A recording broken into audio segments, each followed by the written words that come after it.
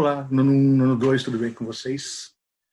Iniciando então uma nova etapa aqui da nossa quarentena, agora com um pouquinho de aula online aí, conteúdo, para fazer uma retomada aqui das nossas atividades, né? Retomando aos poucos. Espero que estejam todos bem, todos dispostos a levar isso adiante. Hoje a gente vai começar a fazer uma revisão de uma parte que a gente já viu em aula, que é o início da unidade 2. Com todas as outras turmas, sexto a nono ano, eu vinha fazendo revisão da unidade 1, porém o nono ano é a única turma que já fez a prova da unidade 1.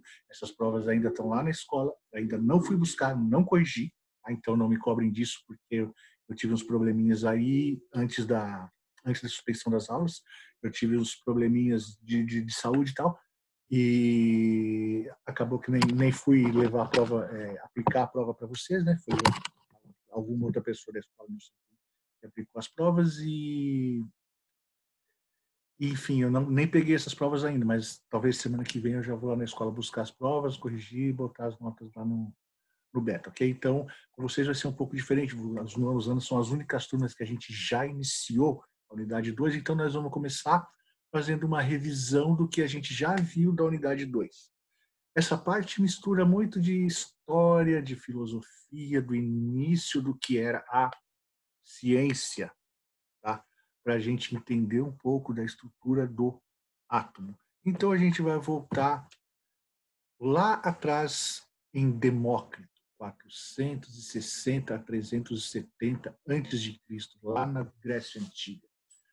Demócrito, quando foi explicar a matéria, ele criou essa teoria das divisões sucessivas da matéria. O que seriam as divisões sucessivas da matéria, segundo Demócrito? Ele formulou uma teoria segundo a qual tudo o que existe, que a gente sabe a diferença de matéria e energia, o que não tem massa e não ocupa lugar no espaço, é energia. O que tem massa e ocupa lugar no espaço, ou seja, tudo é matéria. A matéria, ela pode ser dividida, você pode pegar qualquer coisa que seja matéria e começar a quebrar em partes menores.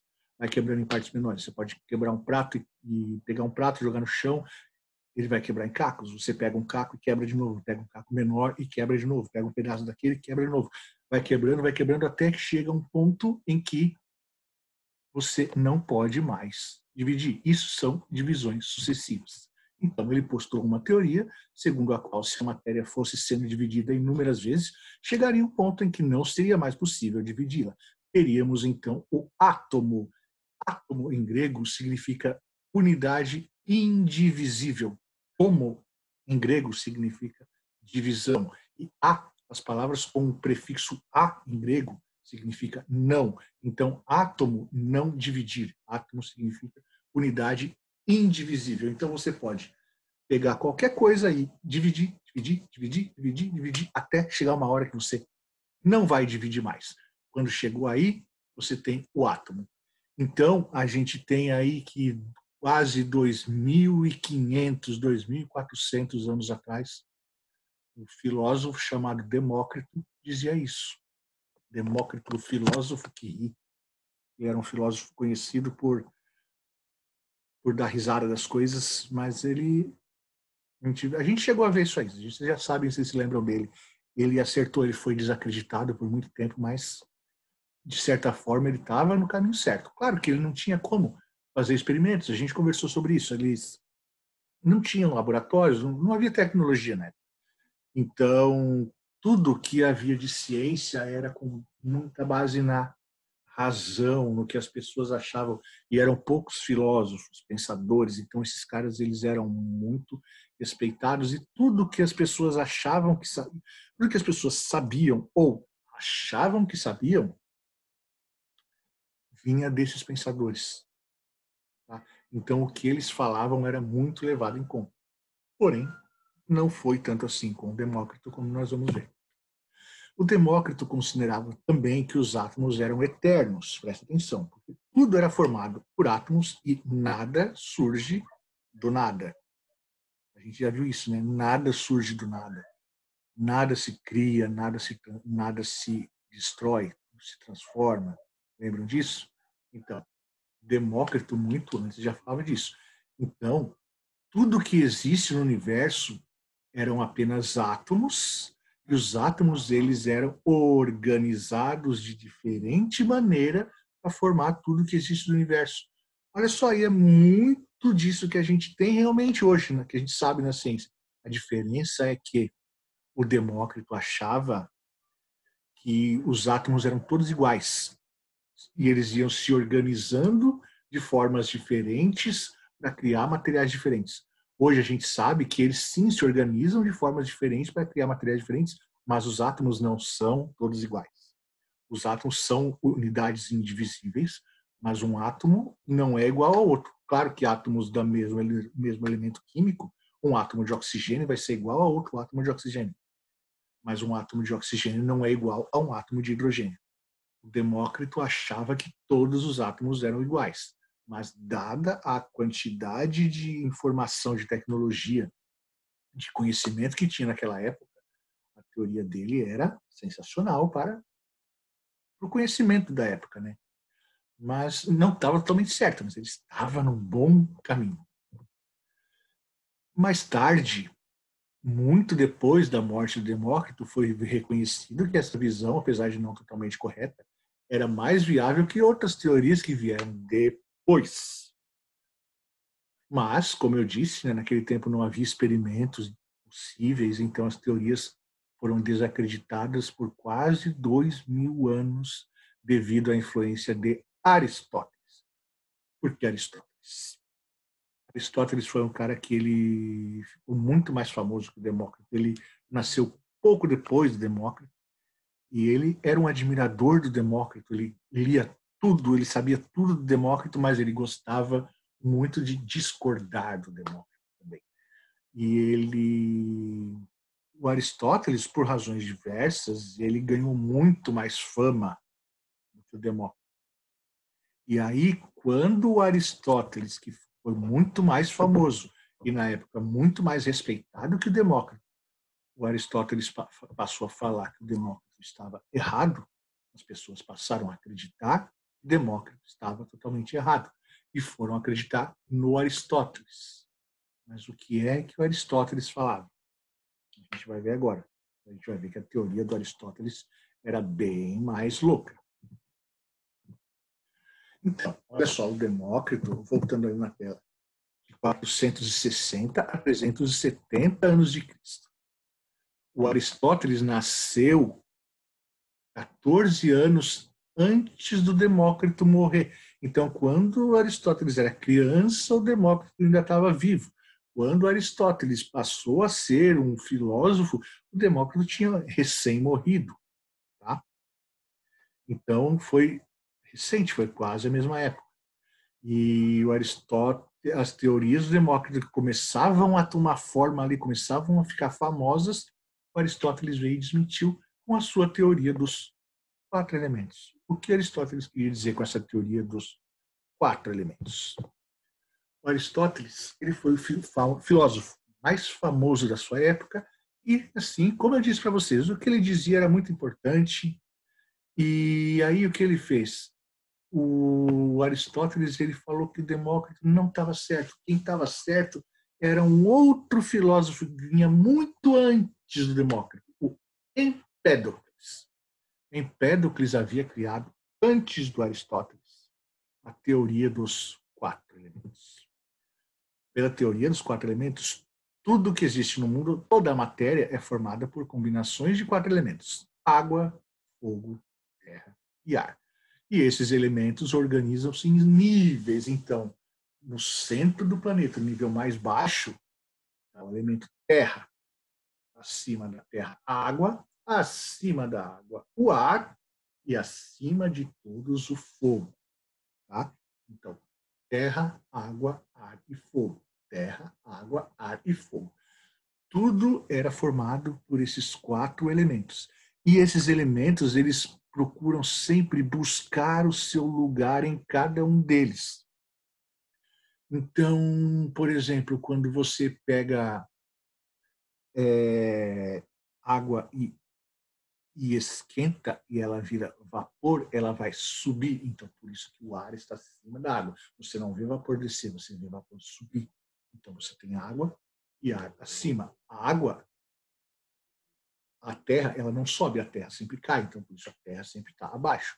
A água também abaixa, a água cai para cima da terra. Tá? Então, dessa forma, era uma teoria bem maluca, mas de alguma forma as pessoas acreditavam. E esses elementos também eles teriam a capacidade de se transformar uns nos outros, adicionando ou removendo características. Então, por exemplo, o fogo ele é quente e seco. Se você tira o calor do fogo, ele fica só seco. E aí ele vira o quê? Terra. A terra ela é fria e seca. Mas se você tira a característica seca da terra, ela fica só fria. Aí você adiciona a característica úmida da água e a terra virou água, porque ela está fria e úmida. Entenderam? Não precisa entender isso porque é uma teoria totalmente estapafúrdia. Eu só estou explicando para vocês terem uma ideia do que era o que as pessoas acreditavam lá naquela época. Passaram a acreditar naquela época. E por muito tempo acreditaram nisso. Ok? Até quando? Até o século XVII. Robert Boyle, que saiu de Aristóteles e levou a Lavoisier. Vamos, então, situar isso no tempo. Na Idade Média, a Idade Média não é aqui, a Idade Média, Robert Boyle, presta atenção, Robert Boyle nasceu em 1627 e morreu em 1691. Aqui, onde viveu Robert Boyle, não é Idade Média. Idade Média foi lá para trás, 1200, 1300. Na Idade Média, todo o conhecimento real científico era negado. Tá? Era negado, as pessoas não acreditavam na ciência, as pessoas não confiavam na ciência. Muito por influência da igreja. As pessoas acreditavam na religião. As pessoas acreditavam apenas naquilo que era dito pelos líderes religiosos. A ciência era totalmente negada. E cientista teve a Inquisição, então cientistas, escritores, artistas foram queimados, livros queimados, eles foram executados, cientistas, e durante muito tempo deixaram de haver cientistas no mundo.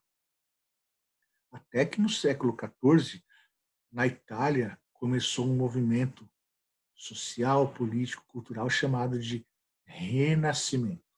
O Renascimento, depois vocês podem chamar o professor Elton, bater um papo com ele, perguntar para ele como foi o Renascimento, para ele vai poder explicar bem melhor para vocês isso aí. Mas esse movimento do Renascimento ele voltou a considerar importantes as atividades como arte, cultura e ciência. Voltou a se acreditar que isso era importante para o desenvolvimento humano, o desenvolvimento do planeta.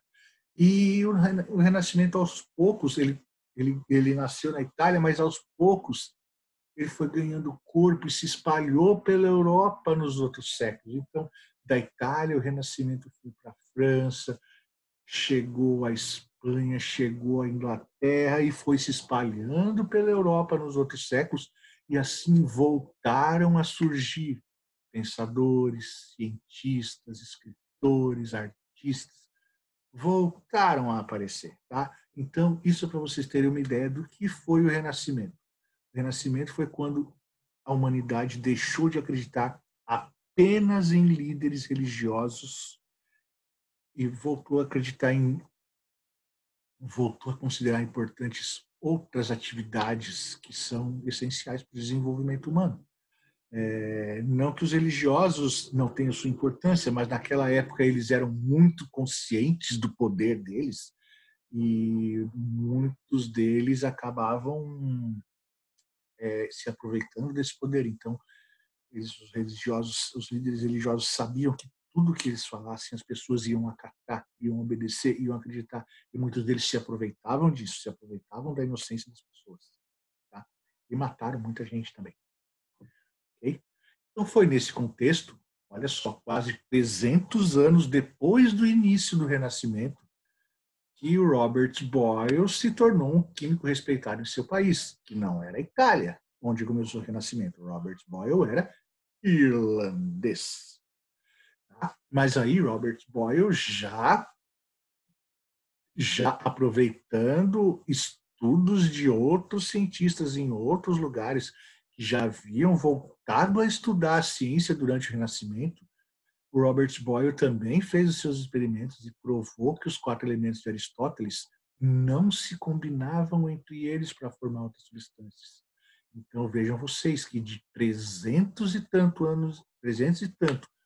Cristo, antes de Cristo, até 1600 e tanto, são 2000 anos. Aquela teoriazinha dos 4 elementos durou 2000 anos, até chegar Robert Boyle e jogar isso finalmente por água abaixo, ok? E foi com base nesses experimentos de Boyle que mais tarde Lavoisier, lembra dele, realizou experimentos de formação e decomposição de substâncias através de reações químicas. Então, fazia reações químicas para decompor substâncias, para formar substâncias novas, e assim isso levou ele à famosa lei de Lavoisier, a lei de conservação das massas. Na natureza, nada se cria, nada se destrói, tudo se transforma. Certo?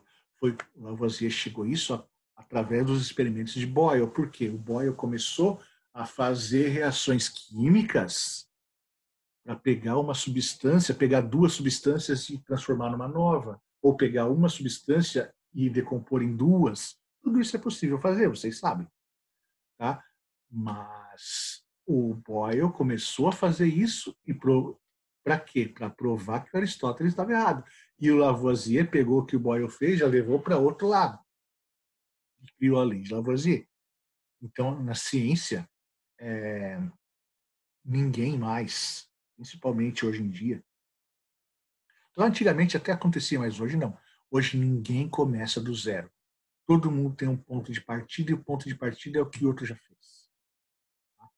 Então, por isso, experimentos científicos devem ser divulgados.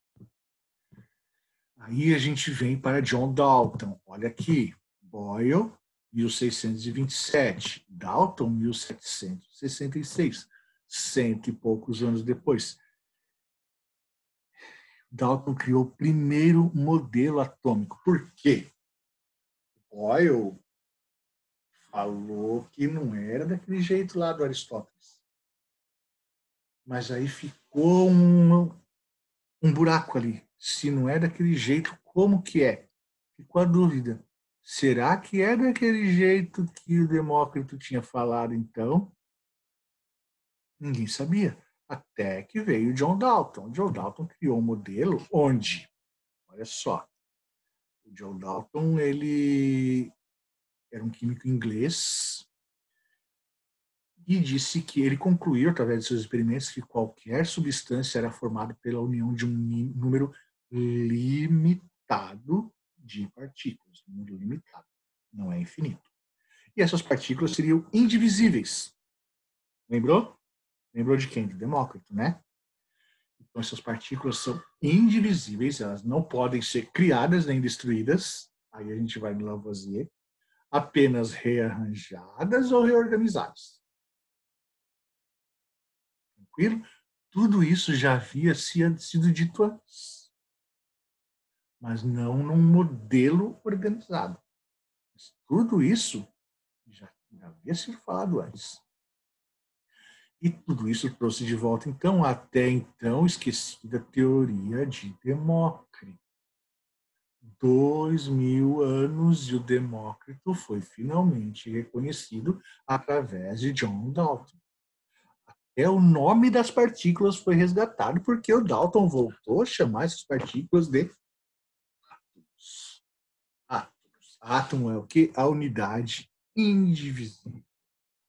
Além de indivisível, o átomo, segundo o modelo atômico de John Dalton, era esférico. O que é esférico? Em formato de esfera, em formato de bola.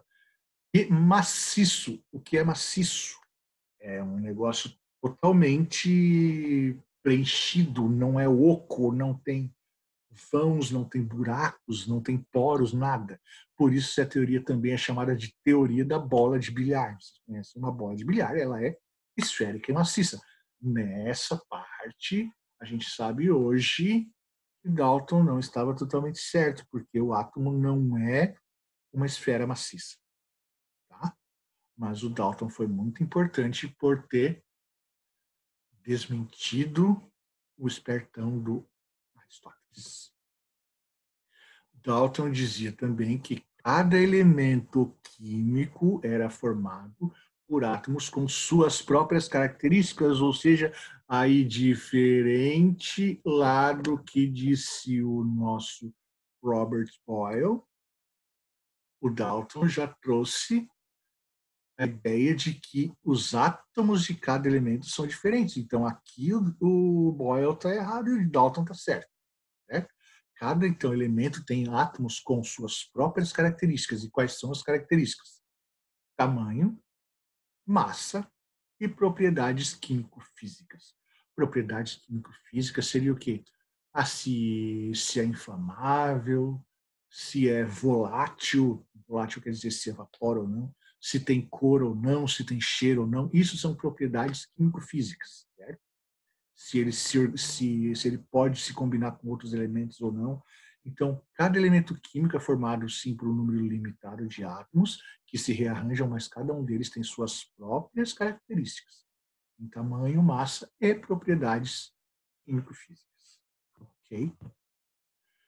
Aqui, gente, então, é o nosso... Por que eu parei aqui? Tem muito mais coisa para a gente falar de Röntgen, de Rutherford, mas eu parei aqui porque eu não quero misturar a parte que é revisão com a parte que é matéria nova. Aqui é revisão, essa parte a gente já viu em aula. Tá? Matéria nova, quando a gente for recomeçar, a gente vai recomeçar semana que vem com matéria nova e se prepare, vai ser pesado. Tá? Vai ter muita informação. Aqui é só para vocês relembrarem, situarem historicamente. Então, essa parte é fácil, é tranquila, tá?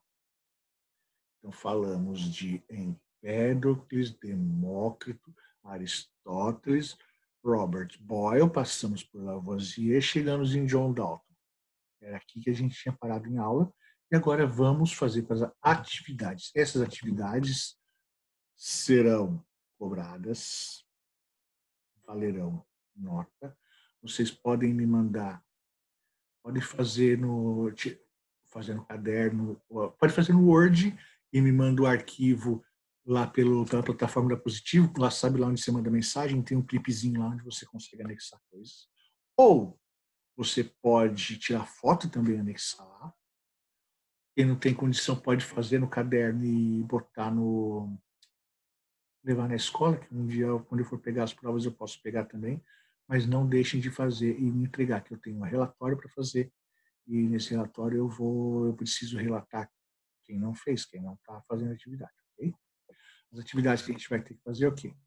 Primeira coisa, ler a seção Elementos Químicos, Substâncias Simples e Compostas da página 27, já foi explicado em aula, é só uma recordação. Essa parte aqui, ó, página 27, essa parte, metade da página aqui.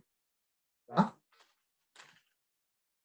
Isso é só ler. Depois vocês vão fazer todas as atividades da página 28 e as questões 1 e 2 da página 37 e vão me entregar.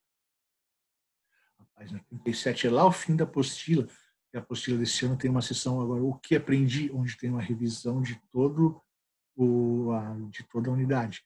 E lá você vai poder revisar a unidade 2, a questão 1 e 2 é sobre essa parte que a gente já viu. Então, fazer todas as atividades da página 28, as questões 1 e 2 da página 37. E, por último, redigir um pequeno texto ali, do mínimo 15 linhas, e esse texto aí que vai pegar. Por quê? Esse texto aqui é sobre a matéria que ainda vem daí para frente. Por que eu estou pedindo isso para vocês? para que vocês já venham preparados para a nossa próxima aula, porque não é tão simples eu explicar a matéria por aqui sem saber se vocês estão entendendo, sem estar olhando para a cara de vocês. Tá? Então, eu quero que vocês já se adiantem. Se eu só pedir para vocês lerem alguma coisa, vocês não vão ler, a maioria. Eu sei que alguns vão, alguns mais responsáveis vão, mas uma grande parte não vai. Então, eu quero esse texto, e vale nota, no mínimo 15 linhas, explicando os experimentos de Joseph John Thomson e Ernest Rutherford e a importância desses experimentos para o desenvolvimento da ciência. Então, o que o Thomson fez, o que o Rutherford fez e por que o que eles fizeram foi importante para a ciência. O que eles fizeram lá atrás tem importância até hoje. Por quê? Por que é importante? É isso que vocês vão me dizer. Depois eu vou falar para vocês na próxima aula. Óbvio que eu vou dar essa resposta, mas eu quero que vocês me falem isso antes. Tá? Uma atividade de pesquisa sobre uma matéria que vocês ainda não viram. Não é tão difícil. Pesquisa o LDI tem coisa, vocês podem pesquisar em qualquer outra fonte externa também, tá? Mas eu não quero que copiem. Eu quero que vocês expliquem por que é importante com as suas palavras, tá? E essa parte, como eu disse, pode ser realizada pesquisando na LDI ou em outras fontes à sua escolha. E é muito importante que seja feito, porque esse assunto é a base para tudo que será explicado nas próximas semanas. Então, sem preguiça, já temos mais de 40 dias em casa, não há razão mais para ter preguiça agora. Todo mundo está descansado, todo mundo está tranquilinho, vamos fazer. Tem aquela meia dúzia, 8, 9, 10, que eu sei que vão me entregar um negócio filé. Eu sei, vocês sabem quem são. Espero que eu me surpreenda com mais gente. Espero que me surpreenda com. Tem quase 50 alunos nos anos. Espero que pelo menos uns 30 ou 35 me traga coisa boa para ler. Tá? É isso que eu espero, porque se vier 8 ou 9 bons, não é nada além do que eu estou esperando. Eu quero ser surpreendido.